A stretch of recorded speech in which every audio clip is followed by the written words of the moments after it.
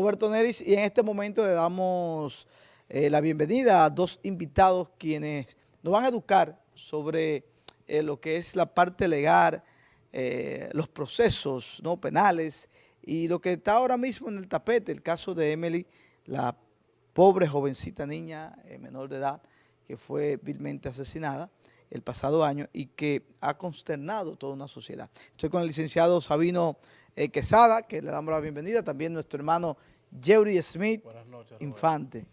Porque el Smith no es de apellido, ¿eh? No, el Smith siempre se le va a uno. un nombre. Sí, un nombre. Un nombre, pero comercial. Exacto, sí. Sí. No, porque Smith, si Yeuri, tú dices Yeuri Smith, óyeme, eso da, suena bien, suena bien. eso da dinero. Es parte del mercado jurídico. Lo escuché en Telesistema, mi amigo Yeuri Smith, Sí, a sí. propósito del caso Emily, Así es, a así uno de es. sus abogados. Así es, así es.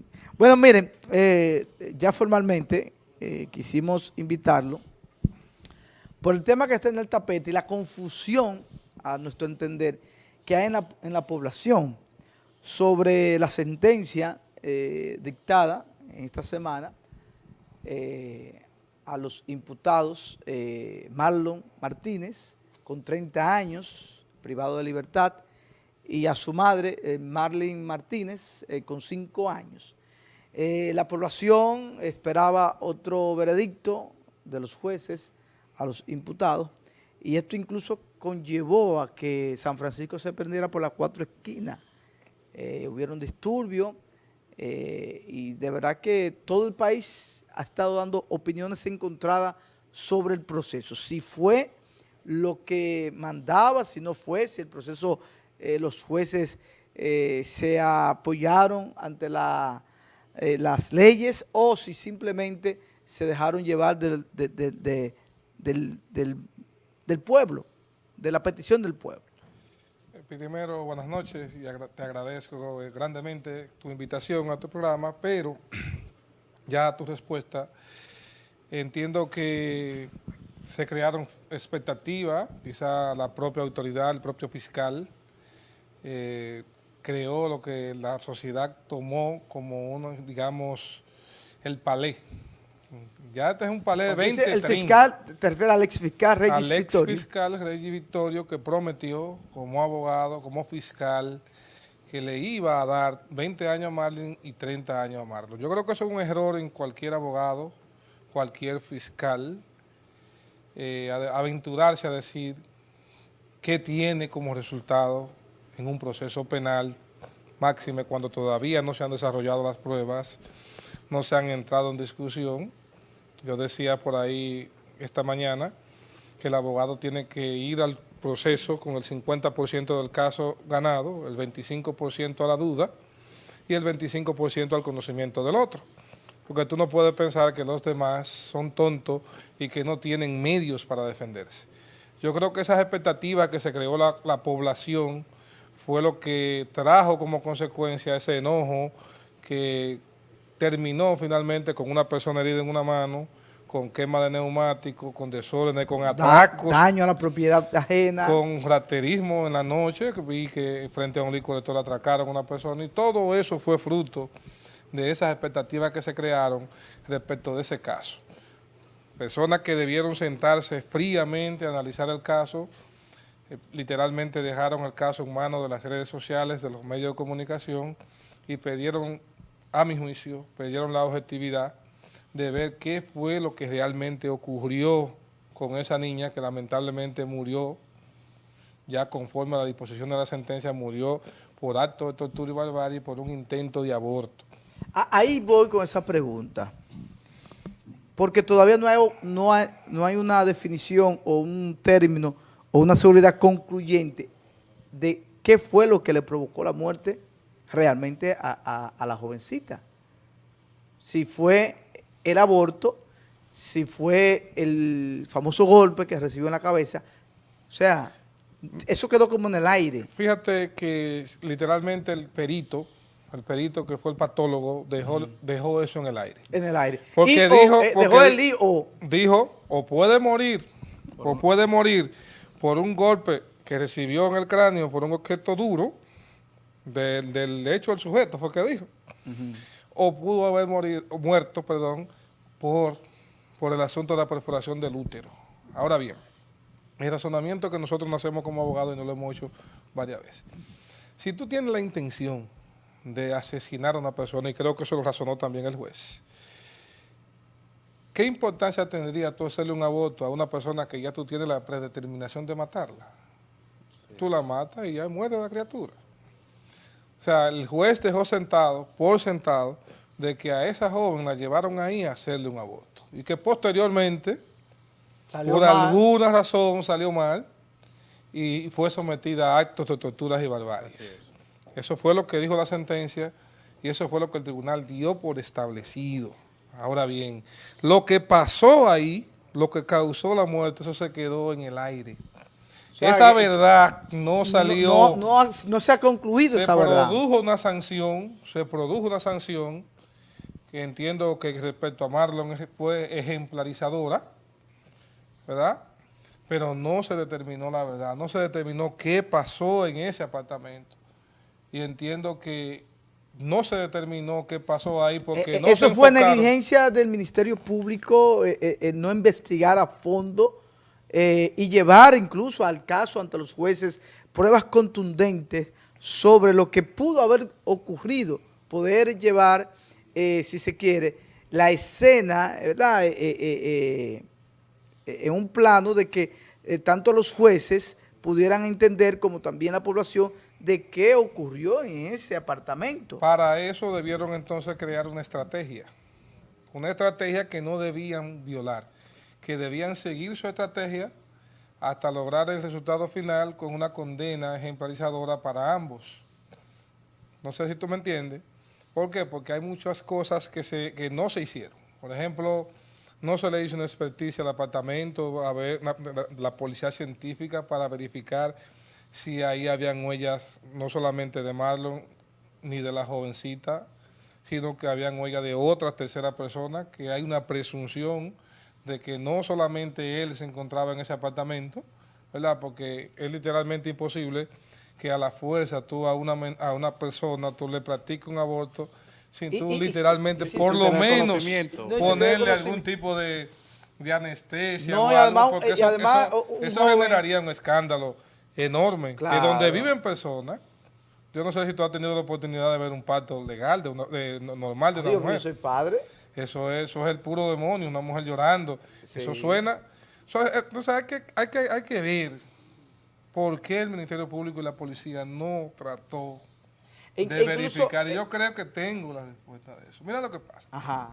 Pero importante la policía, cuando la policía de aquí, de este país, está investigando un hecho y se topa con Juan. Y dice, mira, Juan, hay personas, esta es una persona que posiblemente puede ser la autora del hecho. Ya ellos toman a Juan y se olvidan de todo lo otro. Se olvidan de Juan, toman a Juan y se olvidan de Pedro, de cualquier persona que haya podido estar, quizá por vagancia, por falta de recursos, porque aquí la policía no tiene recursos para investigar, no tiene forma de cómo mandar a hacer un experticio pericial, un informe pericial a ese apartamento donde pasó eso. Máxime que ese apartamento fue violentado por parte de uno de los abogados, la parte querellante. Fue, penetró, grabó, sin ningún tipo de permiso. Eso podría o pudo en un momento dañar la escena del crimen. Así es. ¿Entiendes? Entonces, todos esos factores influyeron a que se diera una sentencia que para mí fue una sentencia correcta. Yo saludo esa decisión de los jueces. ¿Y por qué la saludo? ¿La sentencia correcta en contra de Marlon o en contra de la madre? Entiendo Marlon. Que en contra de los dos. Contra de los dos, porque ellos valoraron lo que allí se le presentó. Ya. Si a ellos se hubiese presentado indicios fuertes que determinaran que Marlon Martínez era cómplice de ese hecho, tenga la seguridad de que ellos hubiesen condenado a Marlon por complicidad. Pero no se le llevó nada que dijera que esa persona participó de manera activa antes y durante el hecho, que es como dice el artículo 60 y 61 y siguiente del Código Penal Dominicano. Y hay que decir además, Sabino, que el hecho de que un imputado, que una persona le diga, puede ser tienes que resolver ese problema como tú quieras. No significa que esa persona está enviando a esa otra a hacer a cualquier acto. Yo le puedo establecer a Roberto Neri que quiero que Roberto Neri se mate y que se mate, y porque yo quiera y le diga a Roberto Neri que se mate, Roberto Neri no se va a matar. Por ende, esa mención, lo que establece Marlin, de acuerdo a lo que se dijo en el juicio. Eso fue cuando una llamada exacto. que pusieron como prueba al Ministerio Público. Eso no la vincula a ella para hacer con el hecho, como dice Sabino, ni antes ni durante el homicidio o el asesinato de Emily Peguero. Mira también, Neri, cuántas cosas que nosotros entendemos que fueron argumentos flojos. Por ejemplo, el tú decir que el hecho de que Marlin facilitara las llaves de su apartamento para que él fuera a su apartamento y practicara un aborto o asesinara a esa jovencita ahí, para mí que es un adefesio jurídico.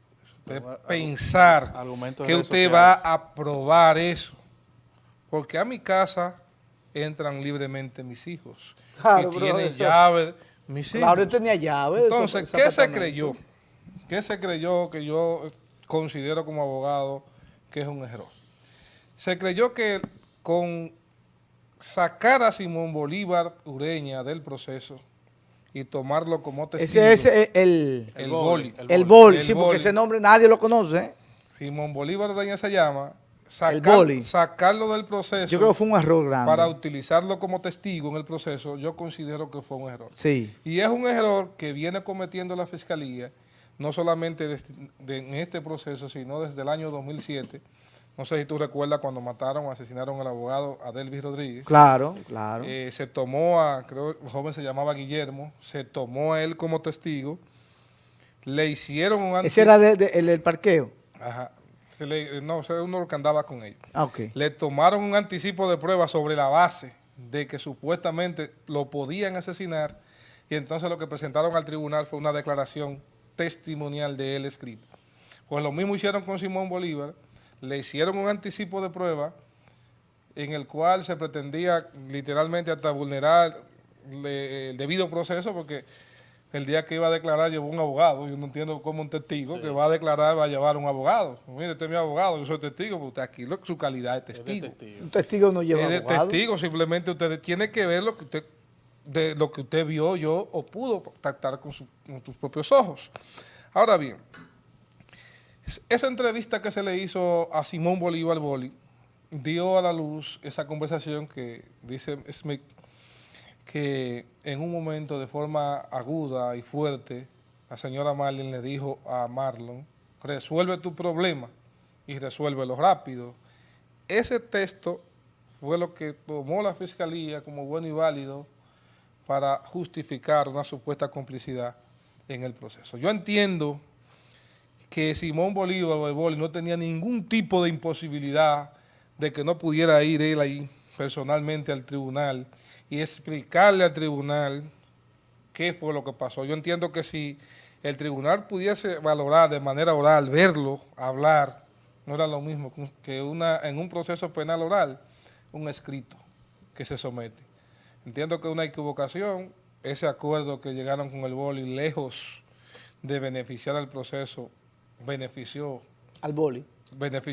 La benefició a él primero porque en favor de él se dictó un criterio de oportunidad que terminó con la extinción penal, y a ella porque las declaraciones de él fueron las que fueron tomadas en cuenta para determinar que una persona que le manifiesta al hijo que solo va a comprar pampa y leche, ya se está adelantando al futuro y diciendo, sí, pero mira, cuando nazca el niño, yo le voy a comprar pampa y leche, lo otro te va a encargar tú. Todo eso lo dijo Simón Bolívar.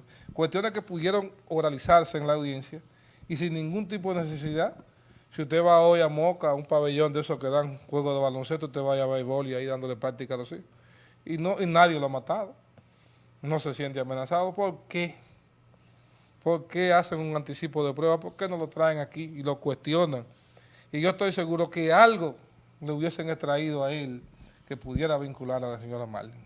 Bueno, definitivamente hay mucha confusión en la población y bueno, nosotros como otros espacios, tanto a nivel local como nacional principalmente, han querido traer, por ejemplo, en el caso tuyo, un abogado experimentado penalista, en el caso de Yeuri Smith también, un joven abogado con mucho conocimiento, para eso mismo, para edificar, porque la población está indignada porque estaba esperando el famoso Palais 2030.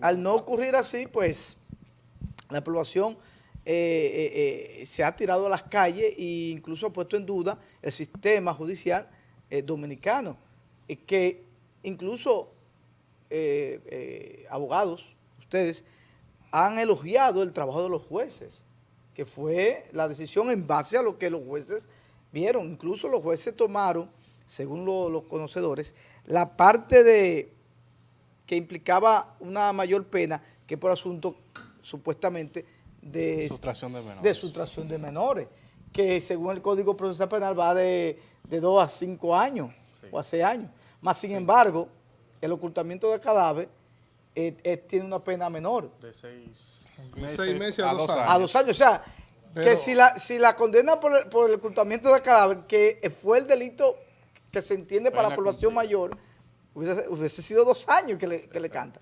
E incluso entonces queda en duda, porque se dice, y la misma prueba que presentaron, que ella no, como el término de derecho de la menor que se la llevó, no sustrajo. No sustrajo a la menor, porque ya era algo con consentimiento de que ella siempre la iba a buscar, etcétera, etcétera, etcétera. Eso es un tema a discutir. Por ejemplo, ese tema que tú señalas es muy interesante, el hecho de que la condenaran por sustracción de menores y no por ocultamiento de cadáver. Porque, ¿qué ocurre? Yo entiendo que eso es una salida viable para no poner a esa señora en libertad. Porque, ¿qué ocurre?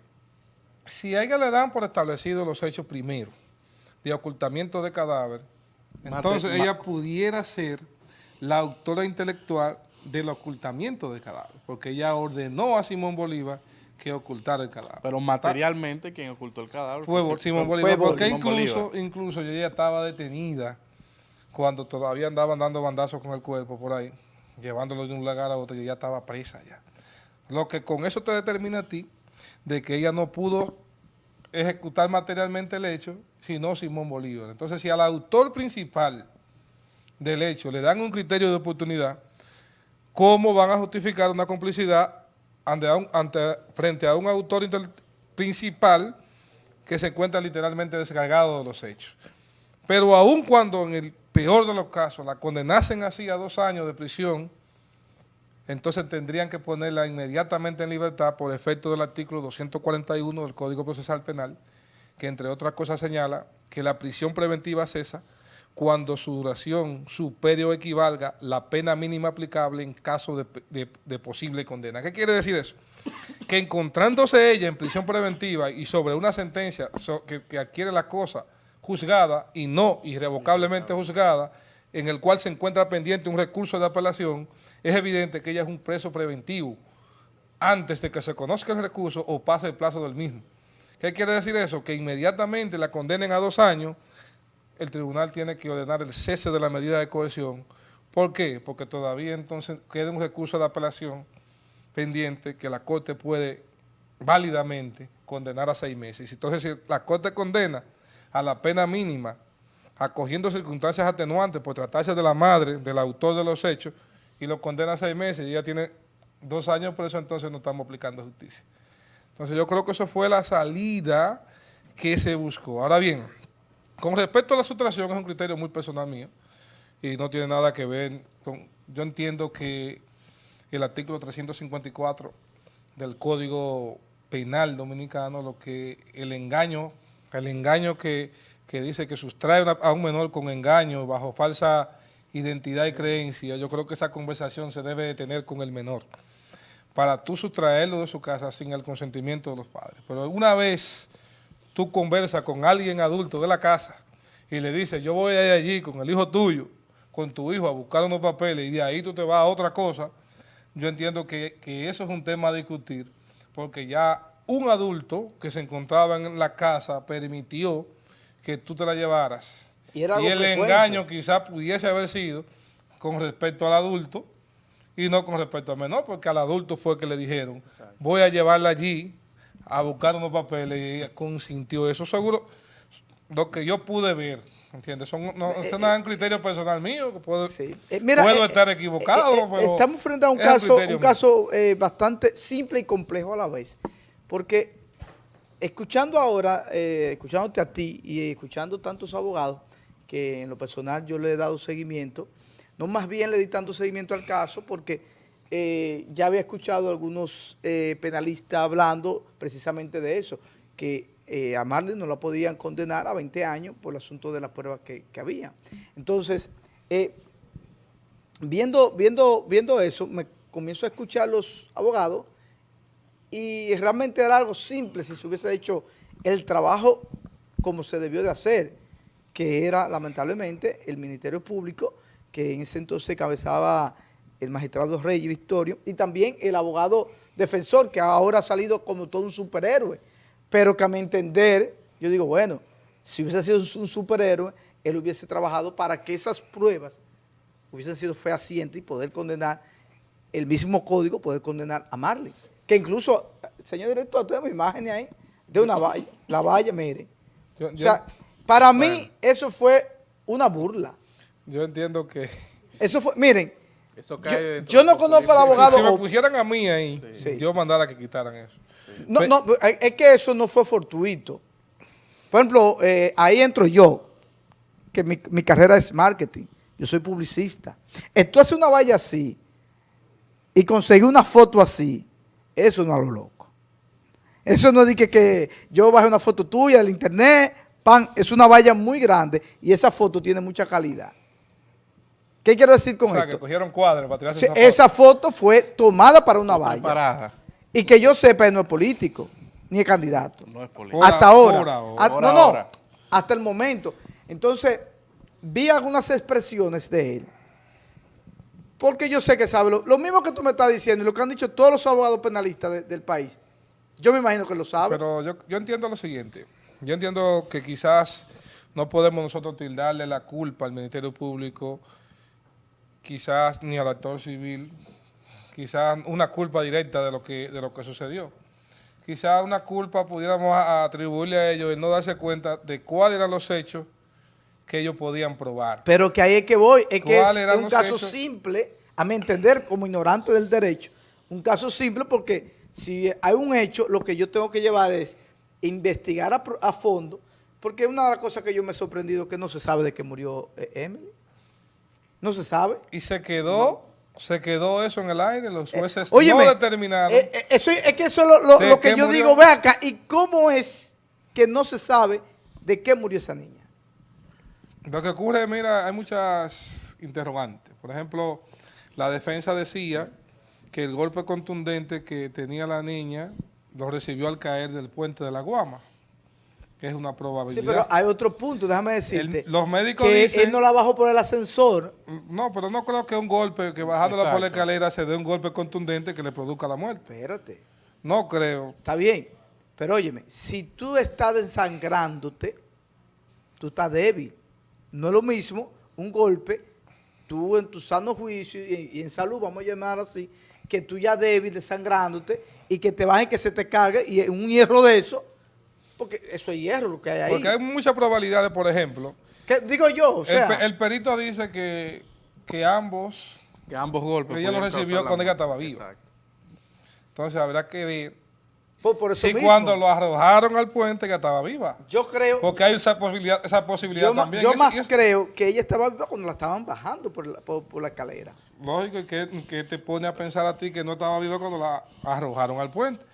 Entonces, si tú te fijas, por ejemplo, la propia querella del actor civil, si tú tienes la oportunidad de ver y sacar una copia, es la que sitúa, literalmente la que dice que Marley no estaba en el lugar, que llegó. Si tú la lees, ellos escriben y hablan de ese tema.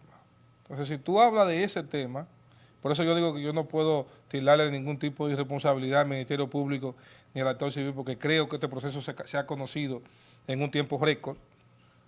Apenas 1 año y 3 meses ya tenemos una condena. Tenemos ya el primer grado, 3 o 4 meses más. Ya nosotros vamos a tener una sentencia firme, a menos que la Corte entienda que ha de devolver el expediente ante otro tribunal colegiado. pero si ellos toman su propia decisión en menos de 2 años, ya ese caso va a tener una solución. Lo que entiendo es, y vuelvo y te reitero, es no tener el tacto de darse cuenta, bueno, yo creo que esto no lo puedo probar. ¿Por qué? Porque yo no puedo probar sin indicarle a una persona dominicana que se haga condenar por lo que una doctrina alemana dijo en su momento de cómo deben ser las cosas. En base al derecho comparado, nosotros podemos buscarle solución a los conflictos. Solución. Pero nosotros no podemos sancionar a un ciudadano dominicano sin una ley previa. En base a una jurisprudencia no podemos condenarlo. En base a un reglamento no podemos condenarlo. No podemos condenarlo en base a una corrección de pretensión que haga Claude Roxin, que haga Robert Alexis, que hagan ninguno de los autores alemanes. No Porque para eso nosotros tenemos que ir avanzando en el derecho y traer entonces esa legislación que nosotros entendemos que es justa, adaptarla a nuestra legislación entonces, aplicarla, pasarla por el Congreso. Fíjate que, y eso lo conoce, que el Código Penal, no sé de qué forma, pasó por la Cámara de Diputados y no pasó por el Senado y el presidente lo promulgó. Y después entonces el Tribunal Constitucional anuló el Código Penal y lo devolvió para atrás. Así es. Entonces que tiene que haber un concepto de validez de las normas. Que las normas sean válidamente realizadas aquí o ejecutadas aquí, que pasen por el Congreso, que pasen por ambas cámaras, que pasen y sean publicadas en la Gaceta Judicial mediante un decreto de promulgación.